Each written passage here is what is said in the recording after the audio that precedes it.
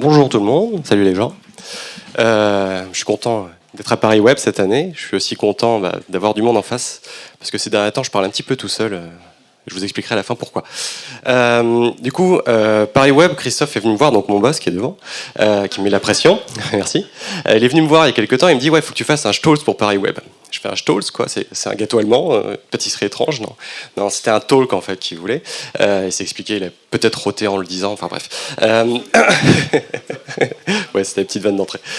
Quoi qu'il en soit, donc du coup, il m'a dit il faut que tu trouves un sujet que les gens connaissent pas trop. En tout cas, il faut qu'ils puissent s'interroger, ou il faut que tu te mettes à leur place en gros.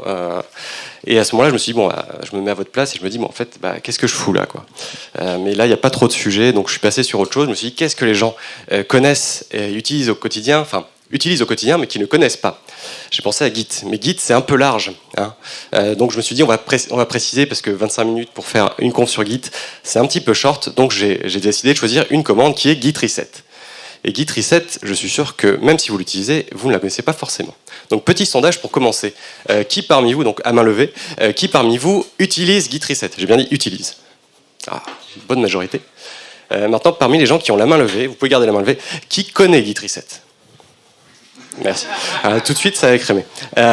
Donc, pour celles et ceux qui ont eu l'honnêteté de dire qu'ils ne connaissaient pas, je vais vous apprendre des choses. Et pour ceux et celles qui ont dit qu'ils connaissaient, je vais aussi vous apprendre des choses. Enfin, j'imagine. Donc, on va commencer par quelques rappels, juste pour que les gens qui ne connaissent pas très bien puissent resituer, ou pour les gens qui pensent connaître puissent resituer aussi.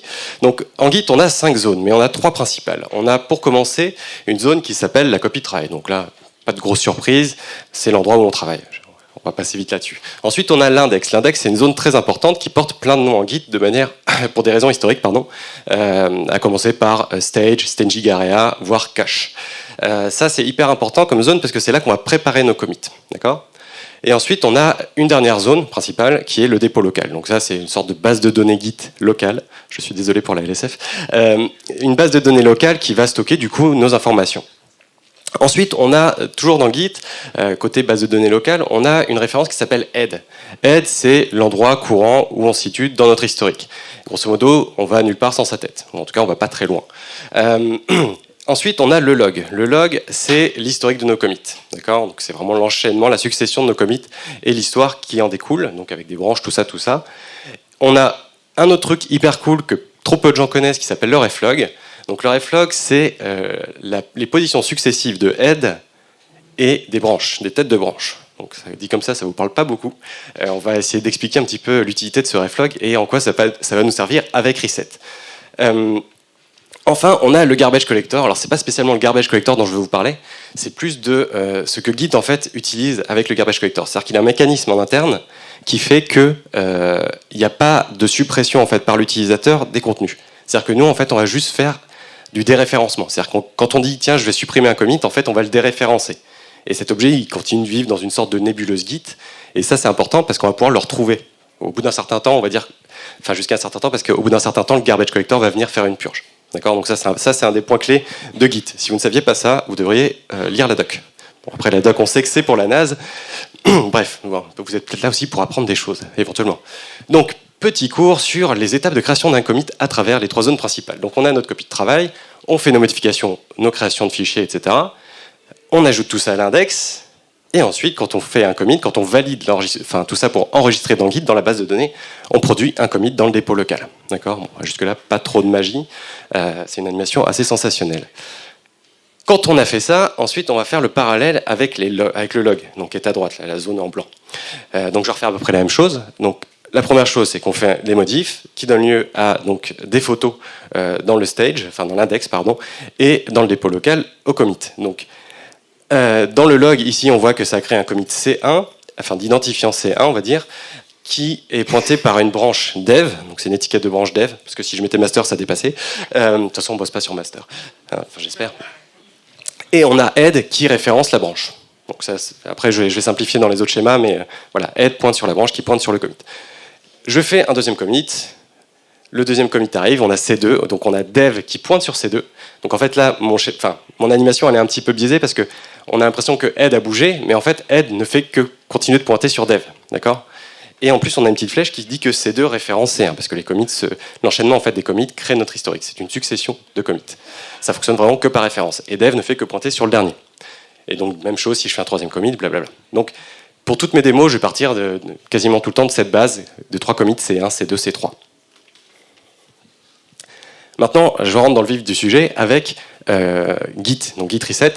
Et le premier aspect de cette commande qui est un cas vraiment particulier. C'est-à-dire que jusqu'à présent, en fait, on pouvait faire un git reset, c'est-à-dire quand vous êtes dans votre ligne de commande, pour les gens qui utilisent la ligne de commande, j'espère que c'est la majorité, dans la ligne de commande, vous pouvez faire un git status, et quand vous faites un git status, quand vous avez ajouté des fichiers à l'index, il vous dit, si tu veux sortir les fichiers de l'index, si tu veux désindexer, tu fais un git reset du nom du fichier. Bon, là, pas besoin de lire la doc, enfin, besoin de lire la doc qui est affichée, bon, ça, c'est pas non plus la majorité des personnes qui vont la lire non plus, mais bref, on a cette commande qui nous permet de désindexer des fichiers. C'est le seul cas d'utilisation sur fichier. D'accord ? On va parler après des autres cas. Donc, conceptuellement, ça devrait s'appeler Git unstage. Alors, moi, j'ai toujours trouvé que ça crée de l'ambiguïté par rapport au reste de la compréhension, enfin, à la compréhension du reste des modes utilisables pour cette commande Git reset.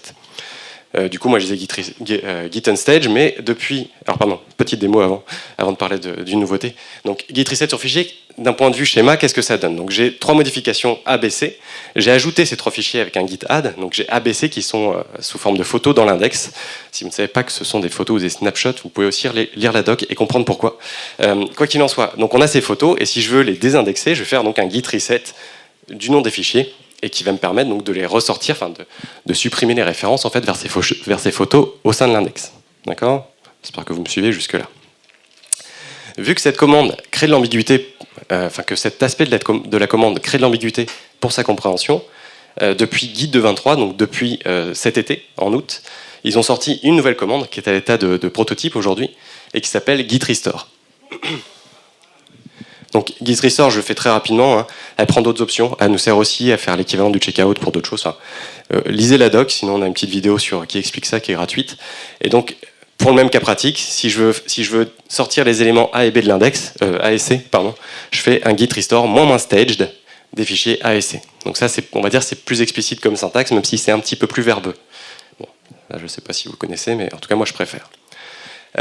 Pour les autres cas de reset, donc reset permet de faire beaucoup de choses. Donc ça, c'était le premier cas d'utilisation. Vraiment, voyez ça comme un cas à part. Et maintenant, on va pouvoir utiliser un mode en fait et préciser une révision. Donc là, on n'utilise plus les fichiers, on peut plus cibler un fichier quand on utilise cette approche-là. Et l'idée, c'est de venir déplacer head à un endroit particulier, sur une autre référence. Donc grosso modo, ça va nous permettre de revenir en arrière, par exemple, voire en avant. Bon, après, ça, on en parlera. J'espère que je ne vais pas trop vite pour la SF. Ça va. Je respire aussi parce que j'ai du mal à respirer. Là. Je retiens, je bloque. Pardon. Ah, pardon. Ok. Donc, les effets des modes sur les zones. Donc, je vous ai fait un petit tableau pour essayer de vous expliquer tout ça. Donc, on a en haut les actions sur les zones. Donc, le fait de déplacer head, donc dans le dépôt local. On a le fait de défaire l'index et le fait de défaire les commits au sein de la copie de travail. Donc, quand je fais un reset avec le mode -soft, ça me permet simplement de déplacer head. Donc là, il n'y a pas de surprise. Les 3 déplacent head comme c'était marqué dans la slide précédente. Je sais pas, ça n'hurle pas.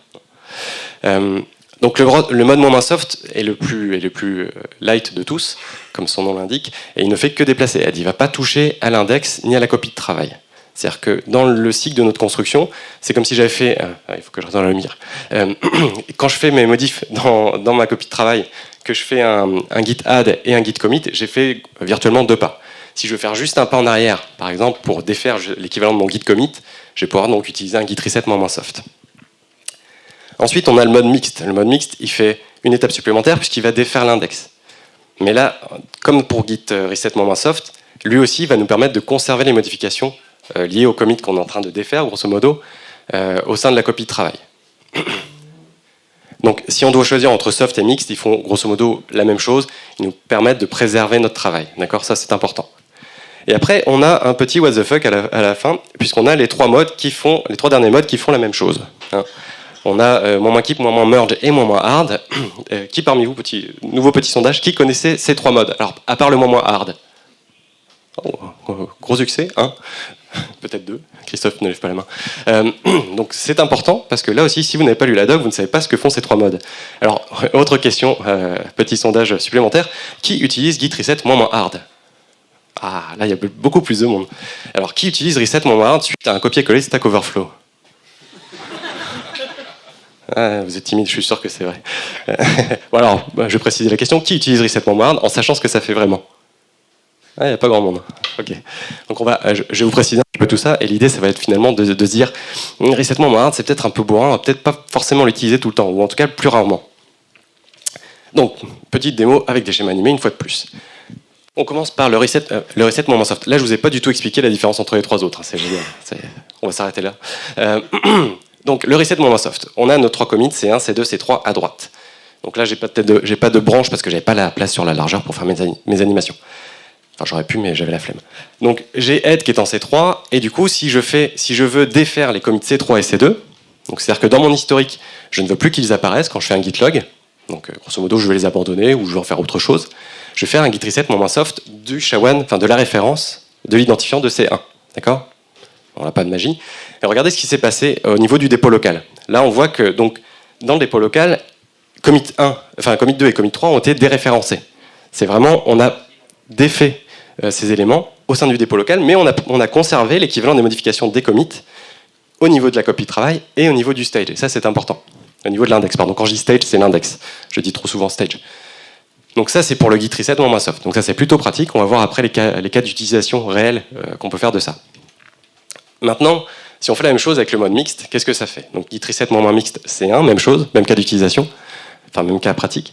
Ça défait donc mes commits 2 et 3 au sein du dépôt local, et ça défait également les photos, les références qu'on avait des modifications au sein de l'index. Donc grosso modo, si je refais un git add de modif 2, modif 3, je me retrouve dans la situation du git reset moment soft. Donc là, on peut jouer entre ces deux zones pour venir équilibrer. D'accord? Donc là, on perd rien. C'est ça qui est important.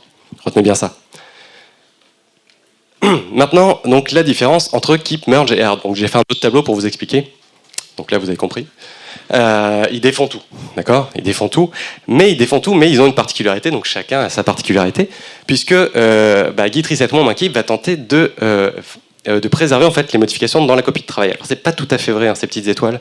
C'est juste que c'est très difficile à représenter sous forme d'un tableau. Donc j'ai également un petit schéma après. Donc l'idée de moment keep et moment merge, ça va être d'essayer de nous préserver tout ou partie de notre travail en cours. Donc ça, qu'est-ce que ça veut dire du travail en cours? Donc un travail en cours, c'est tout ce qui n'a pas été commité. C'est-à-dire que vous avez des modifs en cours, que vous avez peut-être ajouté d'ailleurs à l'index, mais vous n'avez pas fait de commit. Si je défais ces modifications, elles seront perdues. Dans Git, si vous faites un git reset avec un de ces modes, enfin surtout avec le mode moment hard de ces modifications, vous les perdez, simplement. D'accord? Donc ça, vous en ayez conscience. Et à moins d'avoir votre éditeur qui est encore ouvert et de faire un CTRL Z sur les modifs, vous l'avez dans l'os. D'accord? C'est un des rares cas où on perd quelque chose en Git. Du coup, moment keep, moment merge nous permettent de conserver les trucs, et ensuite on a le moment hard, qui est le mode YOLO, c'est voilà, j'écrase, je dégage, je m'en fous.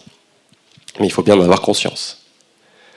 Donc, la même démo, mais cette fois-ci, vous voyez en haut, au-dessus de mes commits 2 et 3, j'ai des modifs 4 en cours qui ont été indexés, d'accord, sous forme de photos, et j'ai modifs 5 qui sont également en cours uniquement dans ma copie de travail. Si je fais un git reset moins keep de C1, sur le même principe que tout à l'heure, je déréférence l'ensemble des modifications. Alors, je déréférence les commits, je défais la référence vers ces objets au sein de l'index, et ensuite, pour finir, je défais les modifications 2 et 3 au sein de ma copie de travail. D'accord? Donc là, vous allez me dire, waouh, comment ça fonctionne, c'est magique et tout. Alors, c'est pas magique, c'est-à-dire que si vous avez modifié entre-temps un des fichiers qui a été modifié par ces modifs 2 et 3, il va s'arrêter. D'accord? Il va vous dire, je peux pas le faire, sinon je vais perdre du travail, enfin, je vais faire n'importe quoi. Donc ça, on a un garde-fou pour ça. Donc ça, c'est important.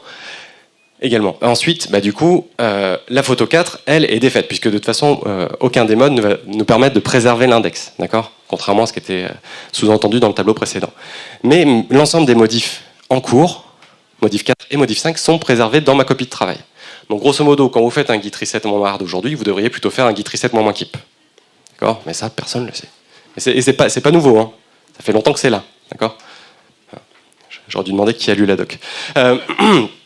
Ensuite, donc, on a le moment merge. Le moment merge, c'est vraiment un cas un peu particulier. C'est-à-dire que lui, son objectif, c'est de préserver uniquement ce qui est dans la copie de travail. C'est-à-dire que ce qu'on a dans l'index, quand je fais mon git reset moment merge de C1, il vient me défaire l'ensemble des commits et tout ça, mais en plus, il me défait les modifications que j'avais indexées. C'est-à-dire que photo 4 est dégagé de l'index, mais aussi les modifs 4 associés. D'accord? Donc là, c'est parti. C'est bon? Oui. Non. C'est bon, ça revient. Donc voilà, celui-là, grosso modo, vous pouvez le mettre de côté, c'est assez rare que vous en ayez besoin. Par contre, le mode moment hard, donc le dernier, ça va, je suis large, oh, je peux souffler. Parce que j'ai fait trop de slides. Un, deux, oui. Donc, le mode moment hard, lui, il s'en fout. Hein, si je fais un git reset moment hard de C1, à ce moment-là, tout est défait. C'est vraiment, je ne conserve que l'état en fait de l'endroit que je suis en train de cibler. Donc, je suis en train de repointer sur une référence, je me remets sur cette référence et tout le reste, je dégage. Alors, encore une fois, je déréférence les commits, c'est-à-dire que dans tous les cas qu'on a vus jusqu'à présent, C2 et C3 sont déréférencés, mais on va voir qu'on peut les retrouver. Sauf que là, photo 4, modif 4, enfin modif 4 et modif 5, c'est paumé. Vous ne pouvez pas les retrouver. Alors, ça n'a pas été commité, ça n'a pas fait l'objet d'un enregistrement dans Git. Donc, on va voir un petit peu du coup les cas pratiques, parce que là on a vu la théorie, c'est bien beau, on a vu qu'on pouvait revenir en arrière, mais maintenant qu'est-ce qu'on peut faire de ces retours en arrière? Donc, ça nous permet de faire plein de choses. On peut déjà corriger, compléter un... Allô? Ouais. Il y a un problème technique, il faut que je le tienne autrement ou... Non? D'accord. Donc, je peux venir défaire ou compléter un commit. Alors ça, on peut le faire avec une autre commande qui s'appelle commit moment amend. J'aurai une slide sur le sujet. On peut aussi venir donc défaire les X derniers commits pour soit les supprimer, parce qu'on n'en veut pas, soit éventuellement les corriger ou les regrouper. Donc ça, c'est plus intéressant. Alors si vous faites ça avec Rebase aujourd'hui, c'est beau, hein, vous n'êtes pas obligé. Si c'est vraiment sur la tête de branche, si vous êtes en haut de l'historique et que vous voulez modifier l'historique récent, Git Reset sera mieux venu que Rebase. Bon, après, vous faites ce que vous voulez. Hein. Ce qui est important, c'est la finalité. Ensuite, je peux aussi créer une branche, c'est-à-dire que je viens de faire une série de commits et je m'aperçois qu'en fait, ça aurait dû être sur une branche à part. Donc je peux très bien venir créer une branche à mon emplacement et revenir en arrière. Et ramener ma branche, par exemple master, je vais avoir un exemple dessus, et ramener ma branche master en arrière pour pouvoir simuler la création d'une branche plus tôt. Et on l'a déjà vu avec le Git Reset Montmartre, on peut également faire table rase de tous les modifs en cours. Ça c'est assez utile, moi j'utilise assez fréquemment, mais je sais ce que je fais. Et enfin, on peut resetter un reset, c'est en mode récursif, et vous allez voir, c'est plutôt pratique. Côté, du coup, correction de commit. J'ai commité trop vite, ou en tout cas, je m'aperçois, après avoir commité, qu'il y a quelque chose qui ne va pas dans mon commit. Donc ce que je peux faire soit un reset moins soft ou moins mixte. Rappelez-vous, les deux vont préserver notre travail dans la copie de travail. Ça rime, c'est génial parce que c'est travail tous les deux. Et donc, je vais préserver mon travail, je vais pouvoir du coup modifier ou ajouter des choses, défaire des choses, recréer mon index proprement et commiter à nouveau. Et donc, je vais avoir un commit en remplacement. Donc, dans la pratique, ça donne quoi? Donc, là, j'ai mes commits C1, C2, C3, comme tout à l'heure, avec mes modifs 4 en cours, et je me dis, finalement, mes modifs 4 elles devraient être intégrés dans mon commit C3. Ça, c'est assez classique. Donc là, je peux très bien faire un git reset moins soft de C2, donc je me repositionne sur le commit d'avant, donc je reviens un cran en arrière, et derrière, je refais mon ajout à l'index, je me retrouve avec un index qui est plus enrichi, qui est plus riche que précédemment, et derrière, du coup, si je recommit, je me retrouve avec un commit qui remplace quelque part virtuellement le C3 par un C3', donc par un équivalent, on va dire, mais c'est un autre SHA-1, c'est un autre identifiant. Mais C3 est toujours présent dans la nébuleuse Git, comme je vous disais. Après, ce sera le garbage collector qui viendra le purger plus tard. Donc si jamais je m'étais trompé, je pourrais toujours revenir en arrière. Donc tout ça, on peut le faire la plupart du temps avec un git commit moins amend, mais bon, c'était pas le sujet de cette présentation. Donc vous pouvez voir que, grosso modo, dans les docs, c'est expliqué que amend, c'est l'équivalent d'un reset soft head-1, donc c'est un cran en arrière de head, et ensuite on fait un commit derrière, automatique. Maintenant, si je veux regrouper des commits, donc j'ai C2 et C3 que j'ai créés, et je me dis, c'est con quand même, le truc C3, j'ai mis glorieusement un titre du type oups, voilà, qu'il l'a pas fait. Et je me dis, ouais, quand même, c'est peut-être pas terrible, si j'ai besoin de reporter le contenu, je ferais peut-être mieux d'unifier tout ça. Et pour unifier, je reviens en C1 ou en C2, alors là, je vous montre un cas pratique, on peut le faire de plusieurs manières. Après, vous choisissez. Là, donc je fais juste avec reset soft, et je fais un reset soft de C1, donc je me retrouve, rappelez-vous, avec mon index qui contient C2 et C3, enfin l'ensemble des modifications qui étaient liées au commit C2 et C3. Et derrière, du coup, si je recommit, rebelote, j'ai un C2' qui contient l'intégralité des commits C2 et C3. D'accord ? Donc ça, c'est plutôt utile aussi. Là aussi, vous n'êtes pas obligé de passer par Rebase. le cas de figure sur les branches, je vous disais, je viens de faire des développements, là je viens de faire toujours C2 et C3, je me dis, j'aurais dû être sur une branche de fonctionnalité, et master, du coup, aurait dû rester en C1. Je me suis trompé, si ça se trouve, en fait, j'étais au mauvais endroit quand j'ai créé, enfin, c'est pas que j'étais au mauvais endroit, le cas classique, c'est, j'ai voulu créer ma branche, et en fait, Git, il m'a dit, il va mourir. Il m'a dit, t'as des modifs en cours ou je sais pas quoi. Du coup, j'ai pas créé ma branche et j'ai continué, j'ai fait mes commits. Et sauf que je m'en aperçois après. Donc là, pour ça, je crée une étiquette de branche à l'emplacement actuel. Donc avec la commande git branch feature. Donc elle pointe tout comme master sur la même référence, sur C3. Et derrière, je ramène master sur C1. Alors idéalement avec un reset-soft parce que ça va me préserver tout ce que j'ai en cours dans la copie de travail et dans l'index. Et derrière, si je me remets sur feature avec un checkout, je peux finaliser mon travail et continuer ma branche. J'en vois qui oh merde putain, pourquoi je fais pas ça Donc ensuite le reset mon hard, donc le bourrin. Donc pour tout dégager, alors ça c'est un cas que j'utilise moi très fréquemment, c'est d'ailleurs quasiment le seul cas de git reset mon hard que j'utilise. C'est quand je suis en train de faire un travail sur mon emplacement actuel, sur head, et je me dis en fait tout ce que j'ai fait ça me sert plus à rien. Alors plutôt que de faire des checkouts sur fichiers, s'il y en a qui savent ce que ça fait, plutôt que de venir défaire mes fichiers un à un, en fait je fais un reset mon hard à l'emplacement actuel. Donc je fais un tour sur moi-même dans le dépôt local, mais en même temps je réécrase en fait l'index et le dépôt local. Donc ça fait, c'est une sorte de git clear, si vous voulez. Il y a une commande git clean qui ne fait pas du tout la même chose. Et donc, imaginons qu'on a modif 4 et modif 5 qui sont ici, avec les photos 4. Si je fais donc mon git reset, mon hard head, tac, je nettoie la totale, mais je reste à l'équivalent de mon C3 dans mon historique local. Donc j'ai pas touché mon historique. Par contre, je viens de défaire toutes mes modifs. Alors attention, quand vous faites ça, vérifiez bien votre log, tout ça, tout ça. Donc, dernière partie, et j'ai quand même un petit peu de temps, donc ça devrait le faire. Défaire, c'est bien, mais peut-on refaire si on s'est trompé? C'est retour vers le futur, là. Donc, je vous ai parlé du reflog. Donc, CTRL-Y, ça va pour les gens qui sont pas sur Mac. L'idée, c'est que, voilà, si j'ai fait un pas en arrière, ou si j'ai fait 2 pas en arrière dans mon historique, et je me dis, merde, en fait, je voulais faire un pas en arrière, qu'est-ce que je fais? Comment je fais pour retrouver mes informations? Parce que la grosse problématique quand on a fait ça, c'est que quand je vous ai montré les trucs en grisé, là, tout ce qui est déréférencé, le log, on n'y a pas accès. D'accord? Et comme je vous ai dit, ça va être purgé par le garbage collector plus tard. Donc, de toute façon, ça n'a pas de valeur ajoutée dans notre historique, parce que si vous voyez un historique qui gardait toutes les références de tous les trucs foireux que vous avez fait à droite à gauche, ce serait un foutoir sans nom. D'accord? Et pour ça, on a le reflog. Le reflog, donc je vous ai dit, il conserve tous les emplacements qu'on a traversés avec head ou avec les étiquettes de branche. Ce qui veut dire que juste avant mon reset, ce reflog, il savait où j'étais. Donc je vais pouvoir l'utiliser à ce moment-là. Donc, petite démonstration déjà pour vous faire comprendre le fonctionnement du reflog. À gauche, j'ai le log classique, à droite, j'ai mon reflog. Donc, je crée mon premier commit. Dans le reflog, j'ai une référence C1 qui est marquée avec un message qui me dit ce que j'ai fait. Il me dit, ça fait un message commit C1.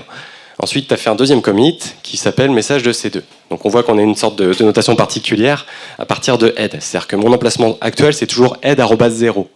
Et head@1, c'est mon emplacement précédent. D'accord ?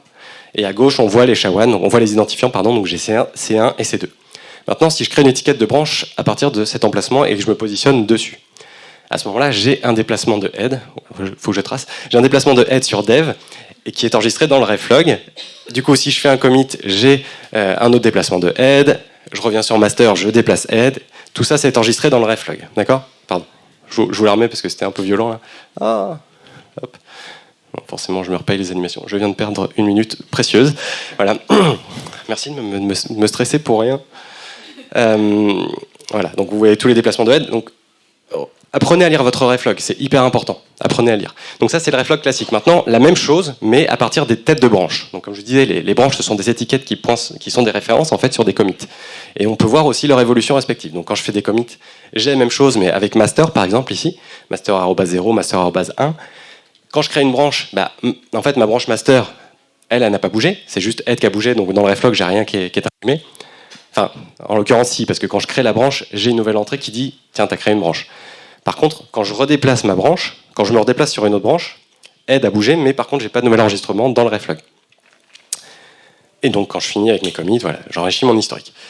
Donc maintenant, qu'est-ce que ça donne avec ce même historique? D'accord, donc j'ai fait mes 3 commits, on repart sur la même base, C1, C2, C3, et maintenant si je fais un git reset. Quand je fais un git reset mon équipe de C1, il me ramène master donc en C1 avec head, et dans mon reflog, on voit que j'ai donc master@0 qui dit reset moving to C1, avec mon super accent anglais. Et donc, au sein de mon reflog, si je veux revenir sur ma position précédente c'est quoi? Dans le log, ça, je le vois pas. Hein. Mais dans le reflog, je vois que master@1, bah, c'était ma position d'avance reset.